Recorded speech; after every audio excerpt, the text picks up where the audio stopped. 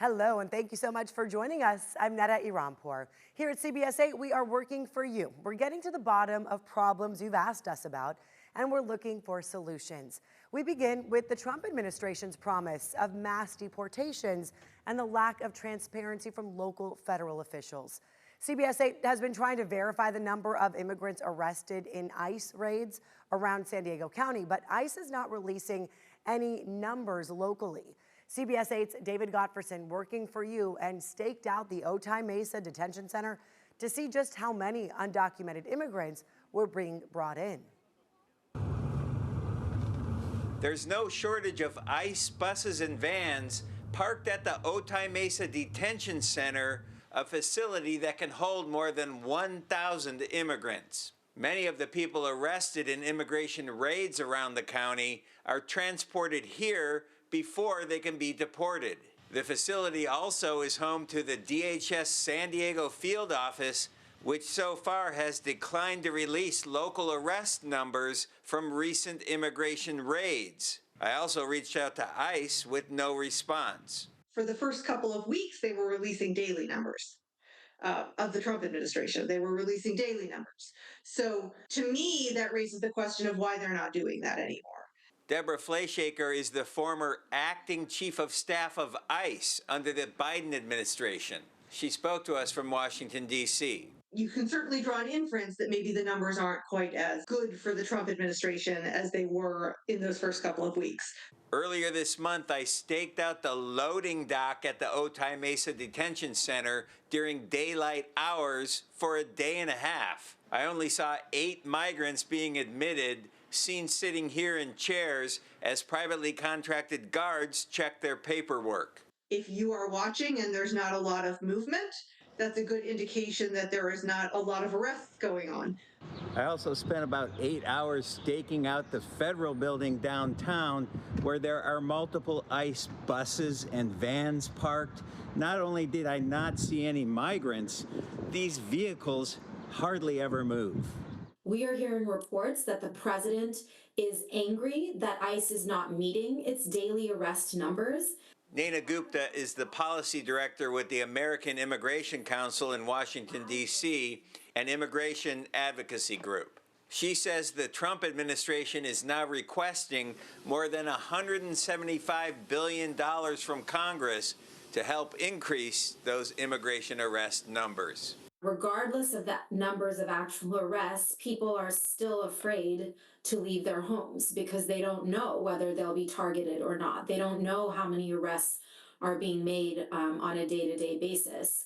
David Gottfredson, CBS 8. Something we'll continue to follow for you. Changes are coming to San Diego City Hall after Mayor Todd Gloria proposed slashing $5.3 million through department mergers and job cuts as the city faces a big budget deficit. Right now, the city is actually facing a $250 million shortfall. The mayor is making sweeping administrative changes to how the city operates. Among the biggest moves, merging multiple departments. Mayor Gloria also announced he's eliminating the chief operating officer position, and the mayor will assume the role of city manager. It's $5 million that we'll have available to us to put toward keeping police on our streets, not browning out fire stations, continuing our progress of fixing the damn roads, and getting more homeless into housing. While Mayor Gloria can implement these administrative changes without council approval, the City Council maintains final authority over budget decisions. You can read more on Mayor Gloria's budget proposal at cbs8.com. We are about 1 week away now from the end of the grace period of a new statewide law that prohibits parking within 20 feet of marked or unmarked crosswalks. This so-called daylighting law seeks to improve traffic safety and save lives by making crosswalks more visible for drivers and for pedestrians. According to the city's website, the grace period ends March 1st. That's when full enforcement is set to begin, and violations will result in a fine of about $77. Sandag is considering new options to relocate the Del Mar tracks from the crumbling bluffs. So take a look here at this map. Right now, Sandag is honing in on 5 options. So in the yellow, you'll see the San Diego Bridge to the I-5 hill right there. In blue, the tracks would go under Crest Canyon. Then in purple, under Camino Del Mar, and in green, a reinforced double track right along the Del Mar bluffs. The fifth option would be to not move the tracks at all. I live on a street where they want to propose the tunnel to go underneath my neighbor and my home. I've lived there since the 70s. The routes will be presented to the Sandag Board February 28th. The meeting will be open to the public. The project seeks to remove the railway off the bluffs by the year 2035. Some popular restaurants around San Diego County were recently forced to close after failing food inspections. We wanted to know why and how often those inspections take place. CBS 8's Shannon Handy working for you and has the answers. There are 15,000 facilities countywide that serve food and 75 inspectors. It's their job to show up unannounced to ensure they're following the state retail food code. At the very minimum, we're going to inspect all of our food facilities at least one time in a fiscal year. Ryan Johnson is the chief of operations for the county's Department of Environmental Health and Quality. I reached out to him wanting to know more about food inspections following the recent closures of popular eateries Las Cuatro Milpas in Barrio Logan and Claire's on Cedros and Encinitas, both for vermin infestation. Our retail food code is very specific on what's considered a vermin infestation. That could be live bodies, droppings, gnaw marks, rub marks on the walls, any fecal spotting that we might see. So pretty much any evidence that we can observe during our inspections. Ryan told me vermin infestation requires immediate closure since it can't be corrected right away. Other violations that can also lead to immediate shutdowns include lack of hot water, improper wastewater, or sewage disposal. Once closed, a restaurant can reopen in as little as 24 hours if they get the problem resolved. So if they called us the next day and said, yes, we have done all the steps we needed, we no longer see any evidence of an infestation today, we'd like you to come back out and do an inspection, our team will schedule that for them and go out and do that. So far this fiscal year, 293 restaurants have closed due to vermin infestation. While businesses have to be checked out annually, Ryan's team will also conduct additional inspections based on complaints from the public, such as improper food handling or reports of foodborne illness. In 2023, his department helped investigate an E. coli outbreak at Miguel's Cocina and Forest Ranch that sickened 35 people, one of whom died. In those cases, we work closely with our public health services. We look at it from a food safety standpoint. They look at it from a public health epidemiological standpoint. The public can access inspections as well as restaurant grades via sdfoodinfo.com. All you have to do is type in the city, the restaurant's name, and 3 years of records will pop up. Ryan says transparency is paramount, but so is education. His department is big on training restaurants on the do's and don'ts in hopes of avoiding any violations at all. We're teaching them how to do this. We're showing them how to do inspections for the same goal as protecting the public. Working for you, I'm Shannon Handy for CBS 8. A lot more to come here. Up next, a rare deep sea fish makes a shocking appearance on a beach in North County. Yeah, this. We're speaking with experts about this mystery that washed ashore. And concerns about rights amid changes to immigration policies. An immigration attorney answers some of your questions.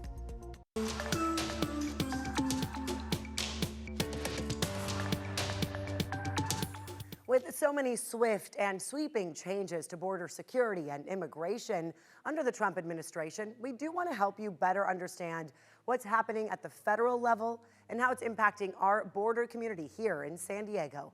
CBS 8's Jenny Day sat down with a local immigration attorney and breaks down the key takeaways.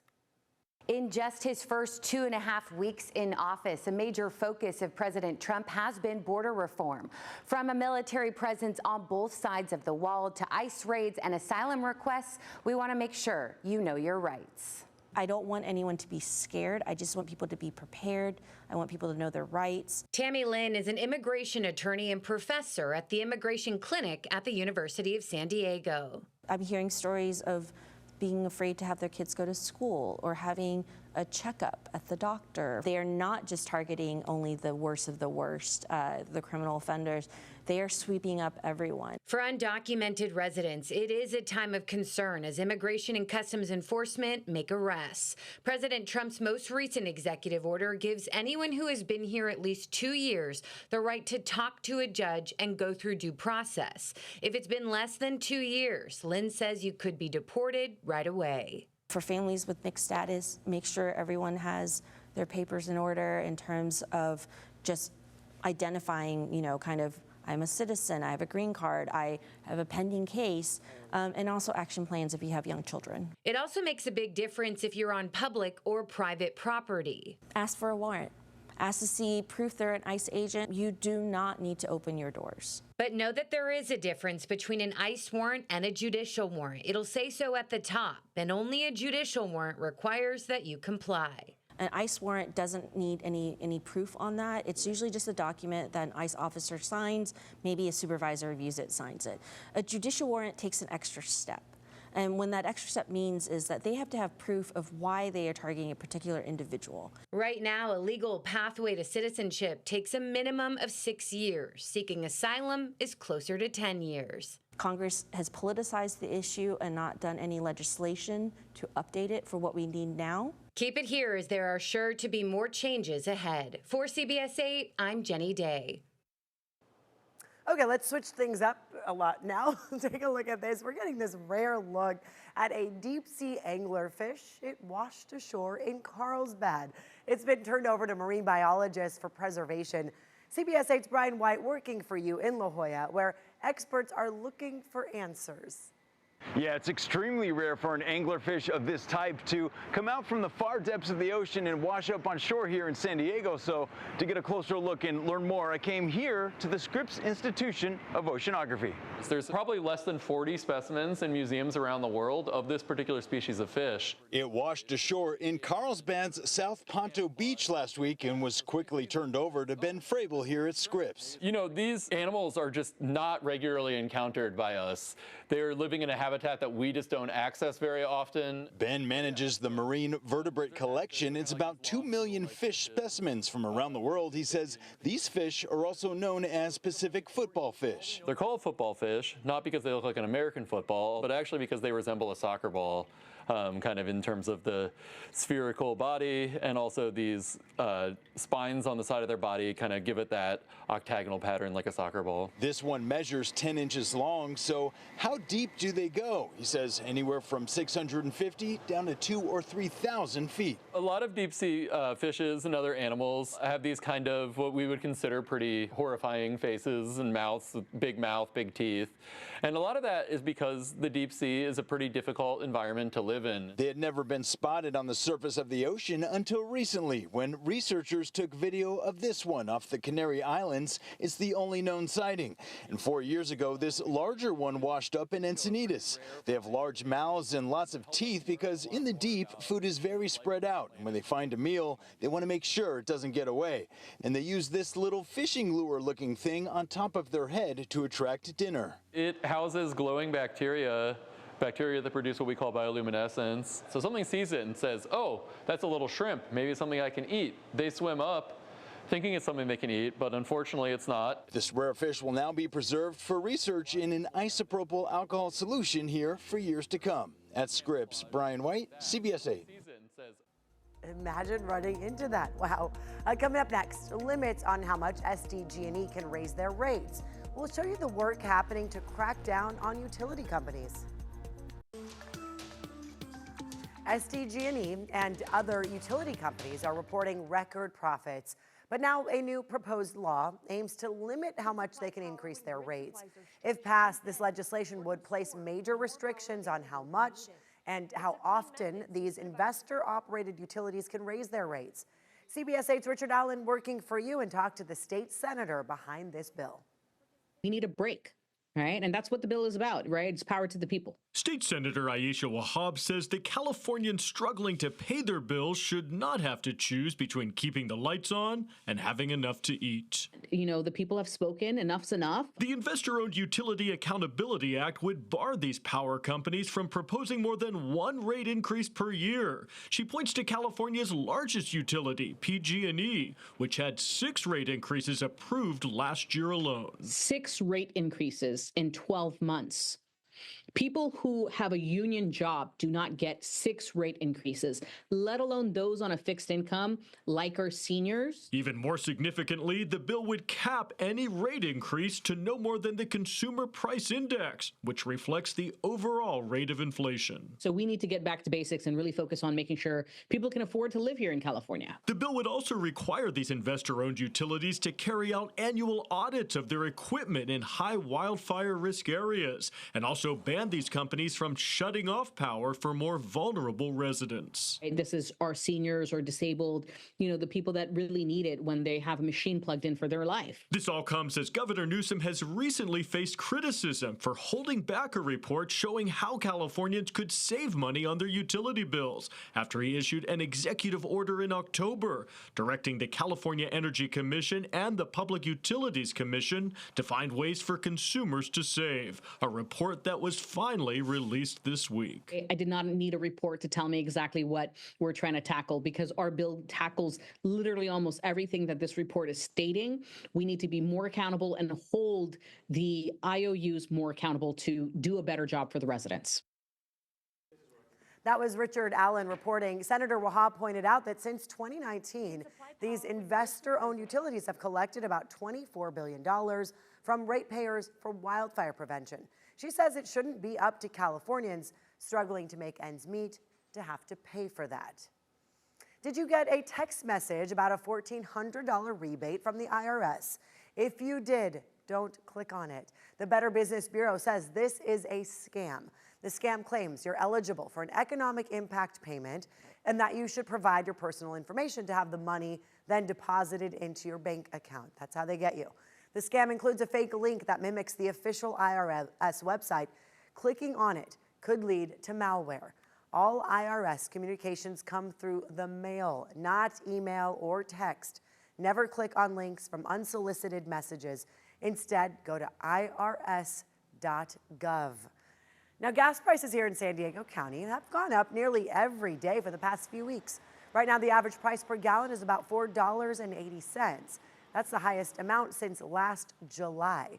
AAA says part of the increase comes from the transition to summer blend fuel, which is more expensive. Another major factor, a fire at a Bay Area oil refinery earlier this month shut down operations. The head of petroleum analysis at Gas Buddy says that refinery could take months to recover. Also made worse by the fact that other refineries are also doing maintenance at the same time. It's something that happens this time of year before the start of the summer driving season. While San Diego prices are slightly lower than the state average, prices are expected to rise through mid-April before gradually then decreasing. To find the cheapest gas prices in your neighborhood, you can try tools like this, Gas Buddy, or even search Google Maps. Hopefully that helped you out a little bit here. That's going to do it for us now. And remember, if there's something you want us to look into, email us. The email right here, workingforyou@cbs8.com. Thank you so much for joining us here. I'm Neda Iranpour, and we will see you next time.